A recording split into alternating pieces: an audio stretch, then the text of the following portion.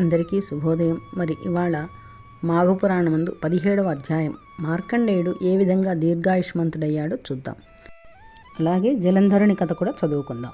మరి నిన్నటి అధ్యాయంలో బ్రహ్మ ఇచ్చిన వరం వల్ల మార్కండేయుడు భూలోకంలోకి వచ్చి బ్రహ్మలోకంలో జరిగిన వృత్తాంతమంతా కూడా తల్లిదండ్రులకు చెప్పాడు కదా.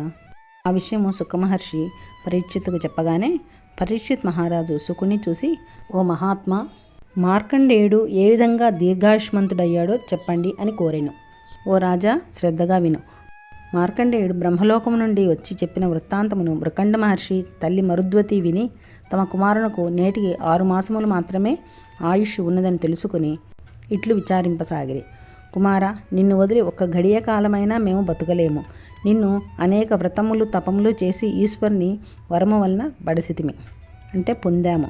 నీవు లేని గడియ మాకు ఈ సృష్టిజాలమంతయు లేనిదానిగా కనిపించును. నీవు లేకపోతే కూడా మాకు ఏమీ లేనట్టు అంత శూన్యంగా అనిపిస్తుంది అంటున్నాడు. కొడుకులు లేని వారికి చేయబడు క్రియలన్నీ వ్యర్థాలు. పుత్రులు లేని వారికి లోకములు కానీ లోకములలోని సుఖములు కానీ లేవు. పుత్రులు లేని వారికి గృహస్థ ధర్మం లేదు. పుత్రులు లేని గృహము శూన్య గృహమందురు. సూర్యుడు లేని పగలు, చంద్రులు లేని రాత్రి, పుత్రులు లేని గృహము శూన్య గృహములని పెద్దలు చెప్పుదురు. మేఘ చిన్నేన దుర్దినః అని ఉన్నది. దుర్మార్గులైన పుత్రులు పుట్టుటయు శూన్యగృహములన్నీ పెద్దలు చెప్పుదురు. అన్నిటికంటే సుగుణ సంపత్తి గల పుత్రుని చావు మిక్కిలి దుఃఖమును కలుగజేయును. ఓ పార్వతీ పరమేశ్వరులారా, మా యందు మీకు దయలేదా? ఓ దైవమా, పూర్వజన్మమందు బ్రాహ్మణుల ధర్మను అపహరించితినా? తల్లిదండ్రుల నుండి బిడ్డలను విడదీసితినా? రాత్రిపూట వచ్చిన అతిథిని తిట్టి పొమ్మంటినా? బిడ్డలు గల వారిని చూసి ఓర్వలేకపోతినా? దేవతా నింద, బ్రాహ్మణ నింద, యతినింద చేసితినా? పరస్త్రీలను బలాత్కరించితినా? సాధుజన సంతాపం కిమాశ్చర్యం కులక్షయం అన్నట్టు సాధుజనులను బాధించితినా అని అనేక విధముల ప్రేలాపనలు చేయుచు ఏడవసాగెను. తల్లి మరుద్వతి ఇట్లని ఏడవసాగెను. పాలు త్రాగిడి పిల్లలను తల్లుల నుంచి విడదీసితినా? ఇతరుల పిల్లలను చూసి ఓర్వలేకపోతినా? పరపురుషుని చూసి సంతోషించితినా? జారునితో భోగింపగోరిన పతిని తిరస్కరించితినా?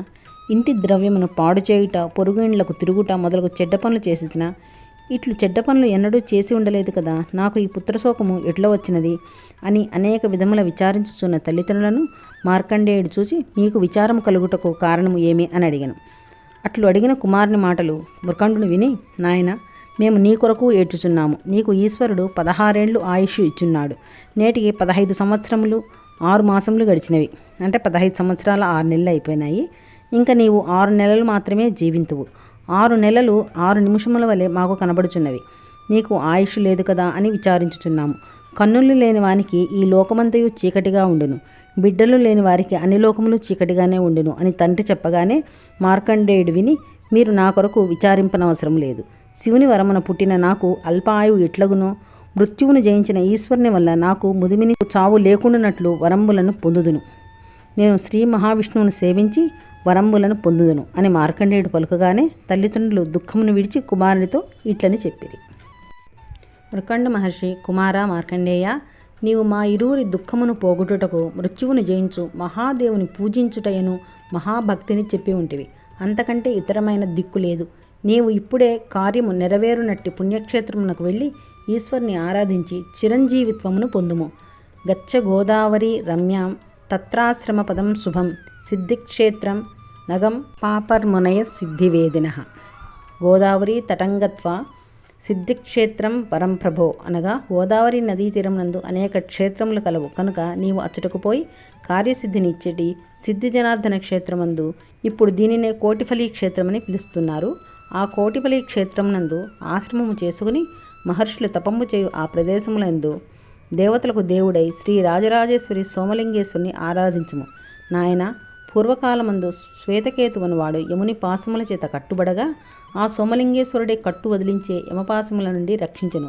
పాలసముద్రము మదించినప్పుడు పుట్టిన హాలాహలమును ఆ సోమలింగేశ్వరుడే మృంగి 3 లోకములను రక్షించెను. జలంధరుడు రాక్షసుడు 3 లోకముల సంపదను అపహరించి గర్వించి ఉండగా ఆ జలంధర్ని వధించుటకు శివుని ధ్యానము వలన జలమధ్యమందు పుట్టిన చక్రమును శ్రీ మహావిష్ణువునకు ఇచ్చెను. శ్రీ మహావిష్ణువు జలమధ్యమందు ధ్యానించగా పుట్టిన త్రిశూలమును ఈశ్వరునికి ఇచ్చెను. శివకేశవులిరువురు జలంధరుని చక్ర త్రిశూలముల చేత చంపిరి కనుక నీవు సిద్ధుల చేతను గంధర్వుల చేతను దేవతల చేతను ఎల్లప్పుడూ సేవించబడుచుండటి శ్రీ కోటిఫలి క్షేత్రమునకు వెళ్ళి శ్రీ రాజరాజేశ్వరి సోమలింగేశ్వరిని పూజింపుము అని మార్కండేయునితో చెప్పాను. పరీక్షిత్ మహారాజు శ్రీసుకుని చూసి జలంధరుడు అనువాడు ఎవడు, వాని వీర్యం ఎటువంటిది సవిస్తరముగా చెప్పవలసింది అని కోరాను. శ్రీశుకులు చెప్పుచున్నారు. పూర్వకాలమందు హిరణ్యుడు అనువాని 10వ కొడుకు, ఆ హిరణ్యుడే హిరణ్యకశిపుడు. 10వ కొడుకు అగ్నిజిహ్వుడు అనువాడు కలడు. వాని పేరు విన్నమాత్రము చేతనే 3 లోకములు గజగజ వణుకుచూ ఉండెను. ఆ అగ్నిజిహ్వునకు సూకరుడు అను కొడుకు కలడు. వాడు తపస్సున బ్రహ్మను మెప్పించి దేవతలు రాక్షసులు నాగులు మొదలగు వారి చేత గాని వారి వారి ఆయుధముల చేత గాని చావు లేకుండానట్లు నీటి అడుగుభాగమునందు నివాసముగా ఉన్నట్లు వరములను పొందెను. వాడే జలంధరుడు అని పిలువబడుచున్నాడు. వాడు 3 లోకములను జయించి శివకేశవులను జయించుటకై బయలుదేరను. ఆ వార్త శివకేశవులు విని వారికి భయపడి మేరు పర్వతమునందు గల మానస సరోవరంబున నీటిలో దాగి ఉండిరి. ఆ జలంధరుడు అన్ని దిక్కులను వెదికి ఎందునో కానక విచారించుచూ ఉండెను. ఇట్లుండగా శివకేశవులిద్దరును వారిని చంపునట్టు ఉపాయమును ఆలోచించి తపోనిష్టలో ఉండగా శివుని చేతికి చక్రము కేశవుని చేతికి త్రిశూలము వచ్చి నిలిచెను. వారు వాటిని చూసి సంతోషించి చక్రమును కేశవునకున్నో త్రిశూలమును ఈశ్వరుడును పుచ్చుకొని జలంధరుని రాకకై ఎదురుచూచుచూ ఉండిరి. ఒకనాడు నారదుడు జలంధరుడి వద్దకెళ్ళి శివకేశవులు మానస సరోవరమందు ఉన్నారు అని చెప్పెను. ఆ మాటలు విని జలంధరుడు మానస సరోవరమునకు వెళ్ళి నీటిలో మునిగి వారిని వెతుకుతూ రాగా వారు వీనికి తెలియకుండా గట్టునకు వచ్చిరి.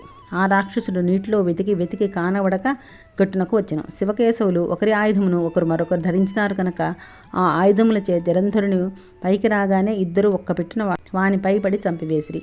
అంతటా 3 లోకములు సంతోషించెను. ఇందులో జలంధరుడి కథ ఈ విధంగా ఉందండి. మామూలుగా వేరే విధంగా ఉంటుంది. నాటి నుండి చక్రము మహావిష్ణువుదని త్రిశూలము ఈశ్వరుడిదని పిలువబడుచున్నది.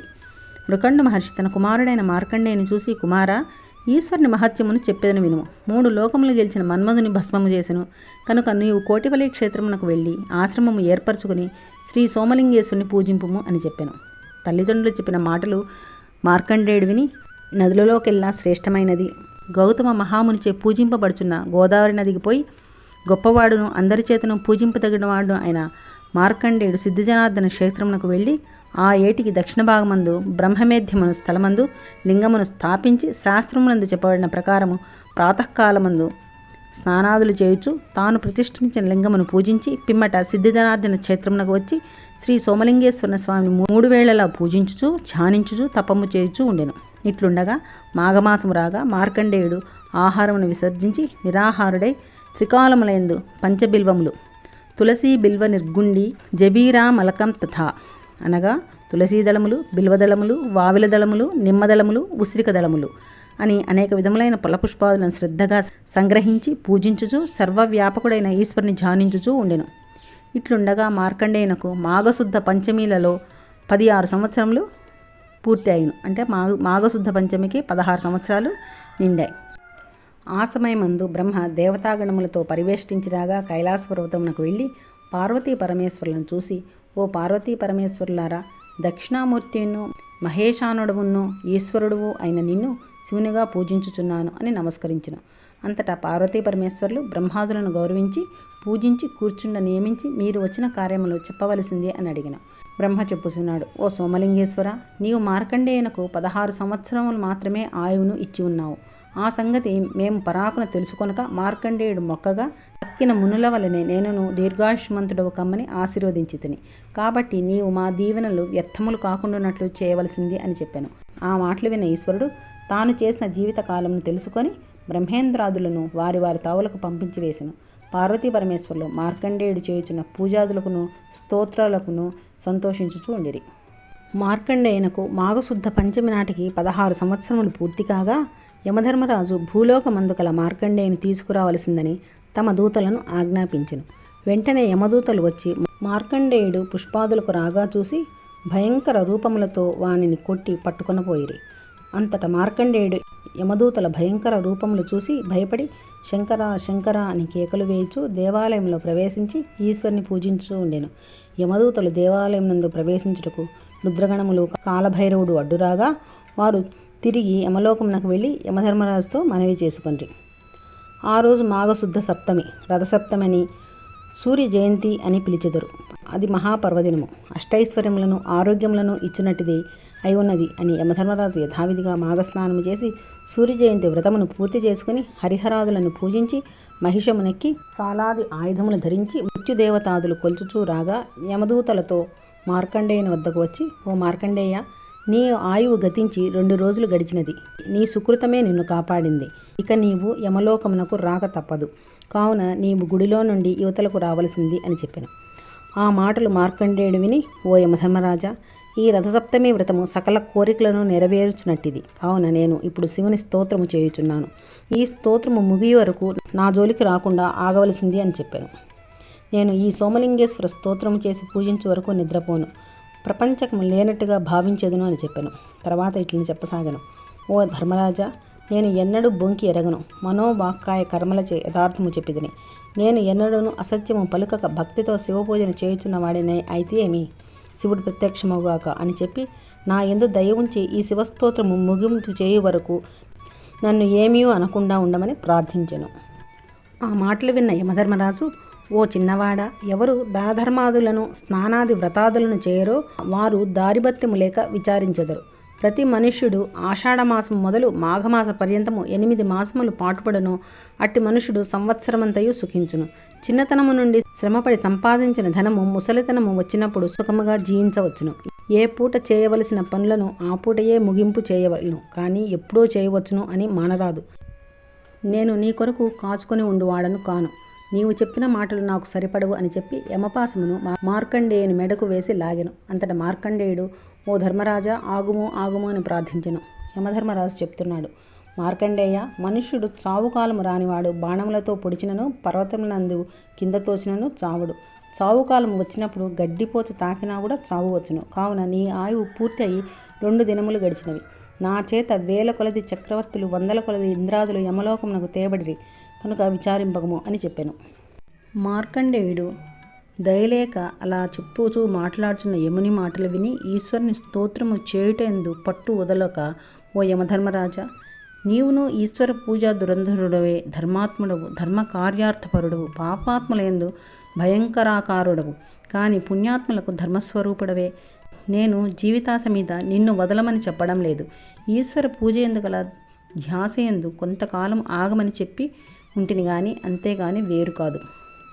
అంటే నేను ఈ పూజ అయ్యేంత వరకు కొంచెం సేపు వేచి ఉండండి అని చెప్తున్నాను, కానీ ఇంకా వేరే ఉద్దేశంతో చెప్పడం లేదు అని అంటున్నాడు.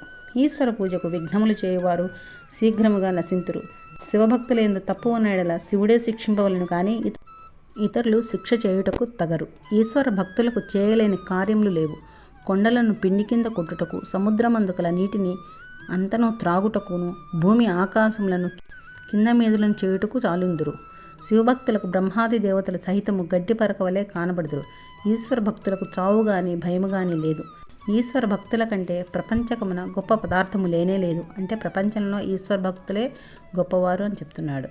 ఈశ్వర భక్తులను బ్రహ్మాది దేవతలే చంపలేరు. ఓ యముడా, నీవు మాత్రం నాకు ఒక లెక్కలోని వాడవు కావు అని బెదిరించి పలుకుచున్న మార్కండేయుని మాటలను యమధర్మరాజు విని మండిపడుచు మండుచున్న అగ్నిహోత్రమునందు నేయి పోసిన విధముగా ఉండి పండ్లు పటపటా కొరికి, ఓరి దుష్టబుద్ధి గల మార్కండేయ, ఈ గౌతమి నదిలోని ఇసుక రేణువులను లెక్క పెట్టవచ్చును గాని నా చేత యమలోకమునకు తేబడిన బ్రహ్మలు, విష్ణువులు, ఈశ్వరులు, ఇంద్రాదులను లెక్క పెట్టలేరు.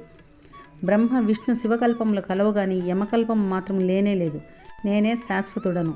నీవు శివభక్తుడవు కనుక నీకు దర్శనమిచ్చి ఇంతకాలం మాట్లాడితిని. నీ ఆయువు పూర్తి అయినప్పుడు నిన్ను ఎవరు రక్షింపగలరు అని చెప్పి యమపాశమును బిగపట్టి లాగిను. అప్పుడు ఆ యమపాశము మార్కండేయుని శరీరమంతయు చుట్టుకొని బాధింపసాగిన. మార్కండేయుడు అట్లు బాధించబడుచున్న యమపాశమును లెక్క చేయక, హరహర మహాదేవ శంభో, శ్రీ రాజరాజేశ్వర సోమలింగేశ్వర, రక్షమాం రక్షమాం, పార్వతీపరమేశ్వర, ఓం హరహర మహాదేవ శంభో అని బిగ్గరగా పలుకుచూ శివలింగమును కౌగిలించుకుని ఈశ్వరుని ప్రార్థించుచూ ఉండెను. అప్పుడు యముడు యమపాశమును లింగమునకు మార్కండేయునకును చుట్టబెట్టి గట్టిగా బిగలాగిను.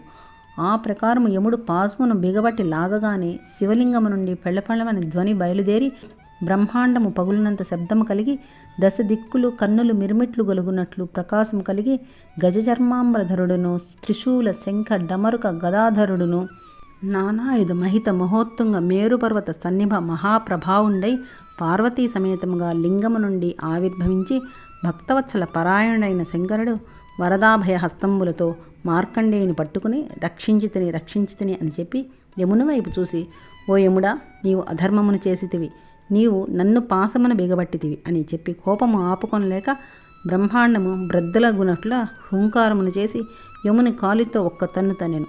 యముడు ఆ తన్నును ఆపుకొనలేక మహిషము సహితముగా కిందపడి మూర్ఛపోయెను. యమపాసము పట్టు వదిలిపోయెను. యముని పరివారము పటాపంచలై నలుదిక్కులకు పారిపోయిరి.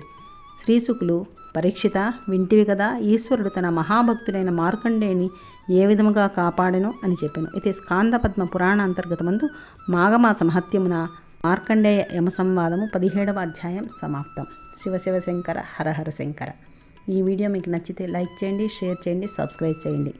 మరి రేపు 18వ అధ్యాయంలో ఈశ్వరుడు మార్కండేయునకు ఏమేం వరాలు ఇచ్చారో చదువుకుందాం.